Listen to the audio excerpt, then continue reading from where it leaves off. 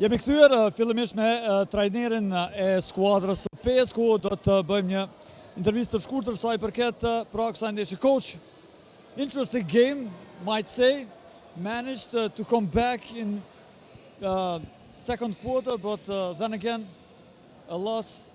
Was it inevitable at the end, you think, or maybe because of some mistakes you made? I mean, for sure, Trepča is too good of a team to make this kind of mistakes what we did. So they punished every mistake. They have this quality, experienced players, very good imports. So they were better today. We missed 9 free throws, and it's hard to win a game with that many missed free throws. Another game awaits you against Bashkimi, another tough game to say. As we approach the end of the season before the playoffs, what are your expectations after this phase, because we are almost at the end of it? Yeah, I mean, we got some things to fix inside the team. We have to work on it. Hopefully we get it done by the time the playoffs start. That's why I ask, because is there enough time, you think? Yeah, there's not much time left, no. Coach, good luck in the next game and see you.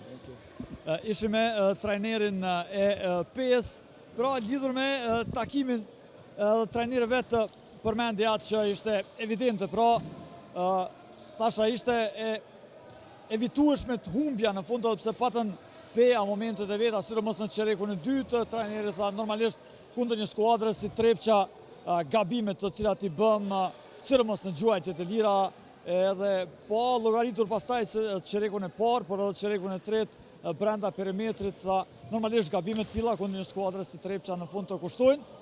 Në lidhje me takimin e radhës që kanë me Bashkimin dhe duke u ndërlidhur edhe me fazën e play-offit, pasi jemi në fund të sezonit, a ka kohë trajneri që të përgatitet për fazën e play-offit, pasi ka një tjetër ndeshje të vështirë? Tha do të shkojmë atje, të shohim, a do të kemi kohë që të përmirësojmë disa gabime për takimin e radhës, ndërsa sa i përket play-offit i marrim shtruar një nga një.